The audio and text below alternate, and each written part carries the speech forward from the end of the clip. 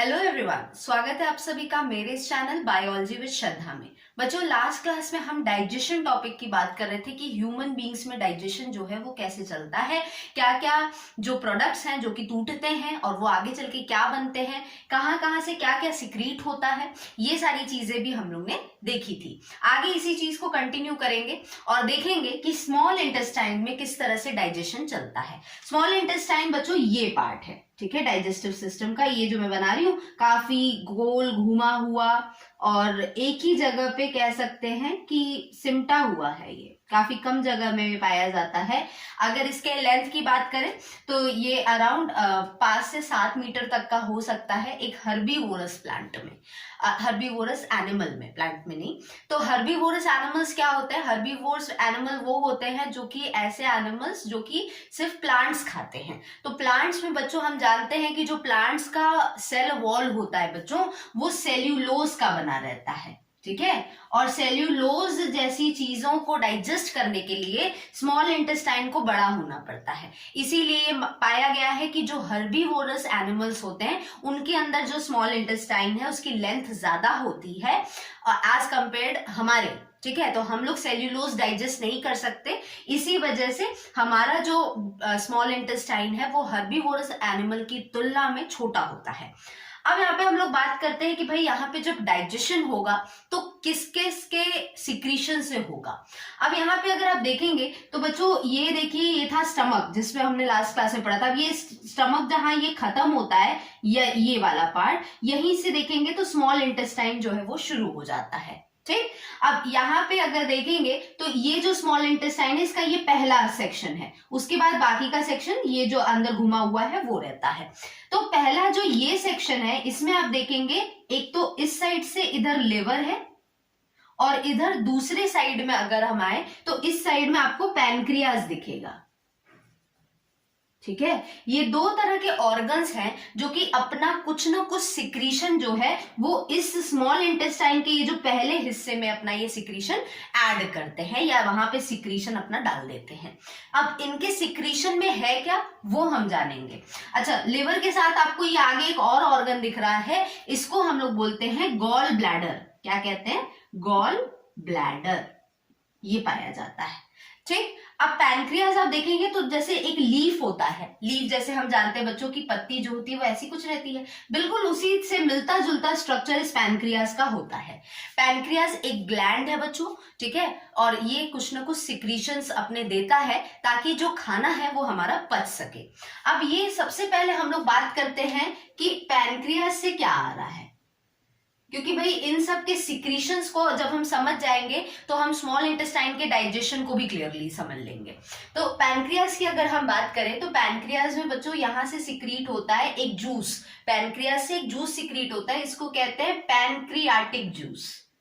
क्या कहते हैं? पैनक्रियाटिक जूस, ठीक है। अब ये जो पैनक्रियाटिक जूस होता है इसके अंदर बच्चों दो तरह के एंजाइम्स पाए जाते हैं, दो तरह के एंजाइम्स इसमें होते हैं। क्या है वो दोनों एंजाइम? पहला है बच्चों ट्रिप्सिन, ठीक, और दूसरा होता है लाइपेज। ये दो तरह के एंजाइम्स इस पैनक्रियाटिक जूस में पाए जाते हैं। अब हमें पता है भाई कि पैनक्रियास जो भी सिक्रीशन देगा वो इस डक्ट के माध्यम से इस स्मॉल इंटेस्टाइन के इस पहले सेक्शन को जोड़ लेगा। तो कहीं ना कहीं पैनक्रियास जो भी सिक्रीट कर रहा है वो इस स्मॉल इंटेस्टाइन में चला जाएगा। अब क्या वो सिक्रीट कर रहा है? पैनक्रियाटिक जूस, जिसमें दो तरह के ये एंजाइम्स है। बच्चों अगर आपने लास्ट क्लास देखी होगी तो उसमें देखा होगा आपने कि ट्रिप्सिन से मिलता जुलता एक हमने एंजाइम के बारे में पढ़ा था जो कि स्टमक में पाया जाता है। क्या था वो एंजाइम? वो एंजाइम था आपका पेप्सिन। और आज का आपका ये क्वेश्चन है कि जो पेप्सिन होता है, आपको आंसर करके मुझे बताना है कि पेप्सिन जो है वो किसे डाइजेस्ट करता है। आपके ऑप्शंस में रहेंगे प्रोटीन, कार्बोहाइड्रेट और फैट्स, ये तीन ऑप्शन है। अब आपको बताना है मुझे कमेंट करके कि पेप्सिन किसे डाइजेस्ट करता है। और अगर आपको इसके बारे में थोड़ा क्लियरली जानना है, अगर आपने नहीं देखा है प्रीवियस वीडियो तो जाके उसे देखिएगा, वहां से आपको क्लियर हो जाएगा। चलिए यहाँ पे आते हैं। तो पैनक्रियाटिक जूस में ये दो एंजाइम्स है, ट्रिप्सिन और लाइपेज। अब यहाँ देखना है कि कौन किसको डाइजेस्ट करता है। तो ट्रिप्सिन जो है बच्चों वो बिल्कुल पेप्सिन की तरह ही प्रोटीन्स पे काम करता है, ठीक। तो कहीं ना कहीं एक तरह से मैंने इसका आंसर ही आप लोग को बता दिया। चलिए कोई बात नहीं। तो हम यहाँ पे देख रहे हैं दोनों बोले भी एक ही जैसे आ रहे हैं, पेप्सिन ट्रिप्सिन, और दोनों का काम भी एक ही है, दोनों एक ही चीज को डाइजेस्ट करते हैं, और वो है हमारे खाने में पाए जाने वाला प्रोटीन्स। प्रोटीन्स जो होते हैं बच्चों, ये छोटे छोटे यूनिट से मिलकर बनते हैं, और उन छोटे यूनिट्स को कहा जाता है एमिनो एसिड्स। क्या कहा जाता है? Amino acids. तो अगर हम इसको कंपेयर कर दें एक मोती की माला से, ठीक है, तो जो मोतियों की माला होती है बच्चों, वो किससे बनी होती है? मोतियों से बनी होती है, लेकिन वो बन के पूरा क्या तैयार होता है? एक माला तैयार होता है। तो आपको इससे कंपेयर करना है कि वही माला है प्रोटीन, और अगर ये माला टूट जाए तो उसमें से क्या निकलेगा? मोती निकलेगी। बिल्कुल उसी तरह अगर प्रोटीन टूटेगा तो उसके अंदर से जो मोतियां हैं वो यहाँ पे है हमारा एमिनो एसिड्स। तो ये एमिनो एसिड्स ही होते हैं जो कि टूटकर निकल जाते हैं। जब भी प्रोटीन को हम तोड़ेंगे तो हमें मिलेगा क्या? Amino acid. या तो दूसरे वर्ड में हम कह सकते हैं कि एमिनो एसिड्स जुड़कर एक प्रोटीन को तैयार करते हैं। तो इस तरह से ट्रिप्सिन जो है ये डाइजेस्ट करेगा। अब दूसरा आता है बच्चों इसी में लाइपेज। तो लाइपेज की अगर बात करें तो लाइपेज जो होता है बच्चों, ये काम करता है फैट्स पे। किस पे काम करता है? फैट्स पे। अभी तक हमने पढ़ा था, जब माउथ पढ़ रहे थे तो हमने वहां देखा था कि कार्बोहाइड्रेट डाइजेस्ट हो रहा था। जब हम आए स्टमक में तो हमें दिखा प्रोटीन डाइजेस्ट हो रहा है। जब हम पैनक्रियास से निकलने वाले पैनक्रियाटिक जूस के बारे में बात करते हैं तो ये दो चीजों को डाइजेस्ट करता है, एक तो प्रोटीन और दूसरा फैट्स। ठीक। अब इसी समय पे हम बात करते हैं लिवर की, क्योंकि देखिए लिवर से भी जो सिक्रीशन आएगा वो इस स्मॉल इंटेस्टाइन के पहले हिस्से को जुड़ेगा, और जो भी पैनक्रियास से सिक्रीशन आ रहा है वो भी इसी जगह पे जुड़ेगा। ठीक। तो इसी समय पे हम लोग यहाँ पे बात कर लेते हैं कि लिवर जो है वो क्या कर रहा है। लिवर बच्चों एक जूस बनाता है, और इस जूस को हम लोग बोलते हैं बाइल जूस। ये जो बाइल जूस होता है, ये बाइल जूस टेम्पररी, इसको एक जगह इकट्ठा करके स्टोर किया जाता है। अब ये स्टोर कहाँ होता है? तो इसका आंसर है बच्चों गॉल ब्लैडर। अब क्वेश्चन बनता है कि लिवर से जो भी यहाँ पे बाइल जूस बनता है वो स्टोर कहाँ होता है। अगर प्रोडक्शन पूछा है तो आप लिवर लिखेंगे, लेकिन अगर स्टोरेज पूछा है कि भाई ये रखा कहाँ जाता है, तो याद रखिएगा टेम्पररी स्टोरेज कहाँ होता है? गॉल ब्लैडर में होता है। अब फाइनली जब डाइजेशन होना होता है तो ये बाइल जूस सिक्रीट हो जाता है। अब ये भी जब सिक्रीट होगा तो ये भी किसको ज्वाइन करेगा? स्मॉल इंटेस्टाइन को। तो अब बाइल जूस जो होता है बच्चों, ये भी क्या करता है? ये भी फैट्स को डाइजेस्ट करता है, मतलब फैट्स को ये भी तोड़ेगा। तो अभी तक देखिए हमें ये भी मिल गया कि बाइल जूस भी फैट्स पे काम कर रहा है, और लाइपेज जो कि पैनक्रियाटिक जूस में है ये भी फैट्स पे काम कर रहा है। तो दोनों मिलकर फैट्स को तोड़ते हैं, क्योंकि फैट को तोड़ना बच्चों सबसे टफ होता है। इसीलिए तो होता है कि एक बार आप जब मोटे हो जाते हैं तो पतला होना क्यों कठिन हो जाता है? क्योंकि फैट्स को तोड़ना इजी नहीं है, इसी वजह से। इसीलिए आपको बहुत हैवी एक्सरसाइजेस करने पड़ते हैं अगर आपको बॉडी की चर्बी या एडिपोज टिश्यू आप कह लीजिए उसको अगर घटाना है तो, है ना। और आप सभी के लिए मैं इतना तो कहूंगी कि अपने बॉडी को हेल्दी रखना चाहिए, ना बहुत ज्यादा पतला ना बहुत ज्यादा मोटा, क्योंकि मोटापा जो होता है वो 10 तरह की बीमारियां लाता है। और इस एज में जब आप एक कह सकते हैं 10th 11th 12th के स्टेज में है या उसके आगे भी, तो आपको एक हेल्दी लाइफस्टाइल मेंटेन करनी चाहिए ताकि आपकी बॉडी जो है वो सही तरह से काम करे, है ना। चलो, तो यहाँ पे हमने देखा कि जो लिवर है उससे जो बाइल जूस यहाँ पे रिलीज होता है वो फैट्स पे एक्ट करता है या फैट्स को तोड़ता है, और बिल्कुल उसी तरह लाइपेज भी फैट्स को तोड़ता है।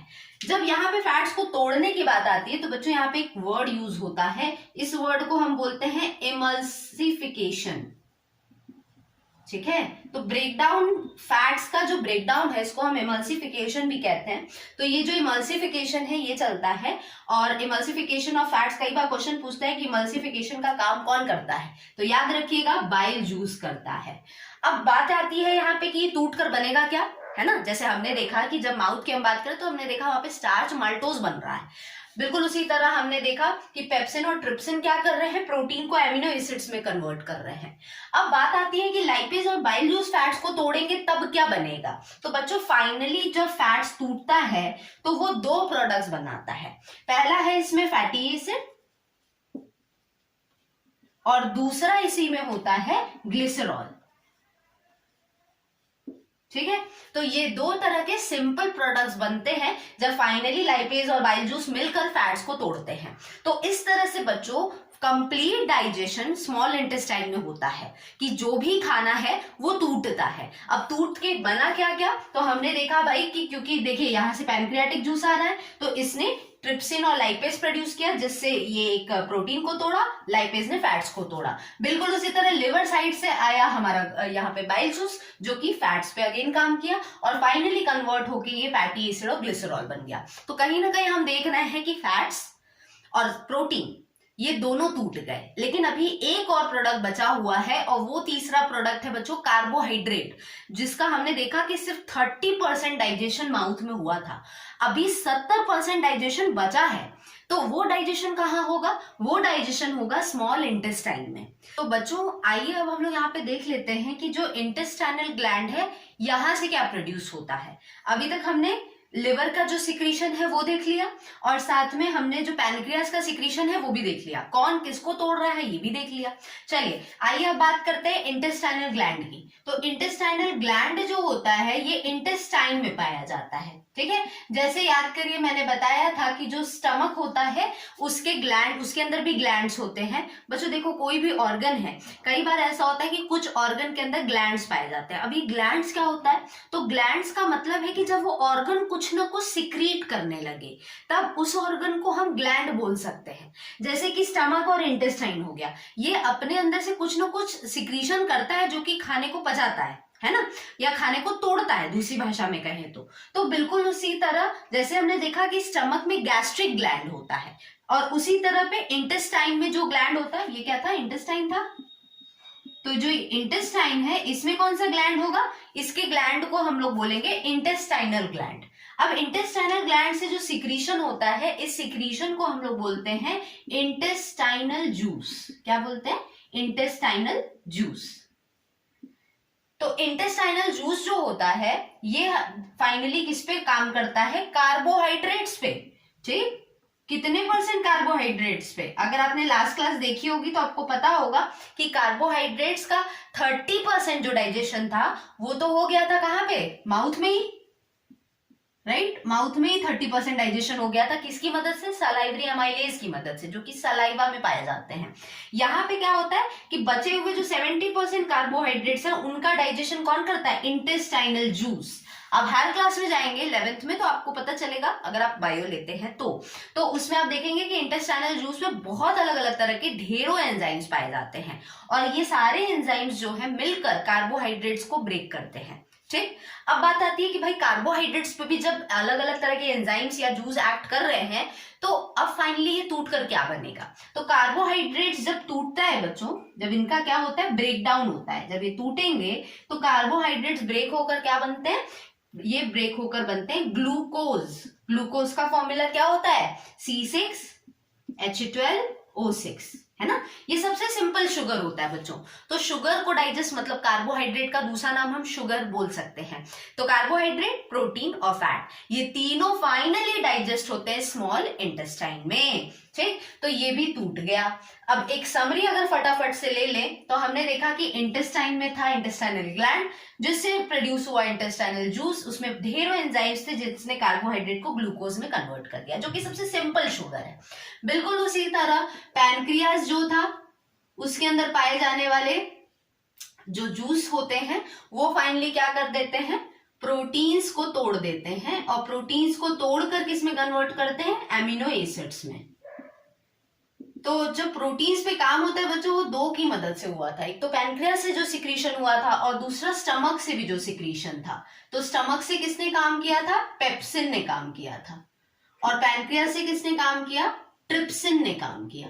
तो दोनों एंजाइम मिलकर प्रोटीन को एमिनो एसिड्स में कन्वर्ट करते हैं। ठीक, अब बचता क्या है? अब बचता है फैट्स। तो बच्चों फैट्स पे दो चीजों ने काम किया था। पहला तो जो लिवर से बाइल जूस सिक्रीट हुआ तो बाइल जूस ने काम किया, और दूसरा इसके ऊपर कौन एक्ट किया? दूसरा एक्ट किया लाइपेज। लाइपेज किसमें था? पैनक्रियास से जो पैनक्रियाटिक जूस बनता है उसमें एक एंजाइम होता है लाइपेज। तो लाइपेज और बाइल जूस मिलके किसको तोड़े? फैट्स को। और फैट्स जब टूटा तो ये किसमें कन्वर्ट हुआ? Fatty acid. और किसमें कन्वर्ट हुआ? ग्लिसरॉल।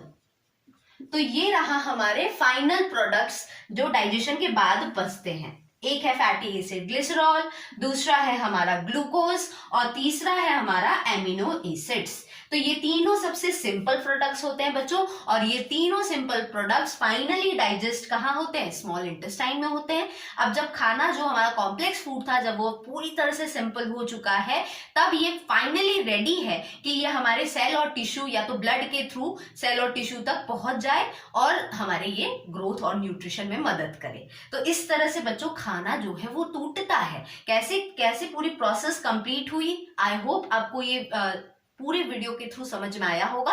इसका फर्स्ट हाफ बच्चों जो लोग नहीं देखे हो जाके देख लीजिएगा, इसका फर्स्ट पार्ट ऑलरेडी अवेलेबल है, जहां पे मैंने माउथ और स्टमक में जो डाइजेशन होता है उसके बारे में बात की है। आज हमने मेनली जिक्र किया है कि स्मॉल इंटेस्टाइन में डाइजेशन कैसे होता है, बट ये सबसे इंपॉर्टेंट पार्ट है डाइजेशन का, क्योंकि स्मॉल इंटेस्टाइन में फाइनल डाइजेशन होता है। इसके अलावा बच्चों कुछ और छोटे मोटे टॉपिक्स हैं डाइजेशन से ही, जैसे पेरिस्टाल्टिक मूवमेंट क्या होता है, और जैसे विलाई क्या होता है, क्या फंक्शंस होते हैं, इसके बारे में हम लोग नेक्स्ट क्लास में बात करेंगे, तब जाकर हमारा डाइजेशन टॉपिक कंप्लीट होगा।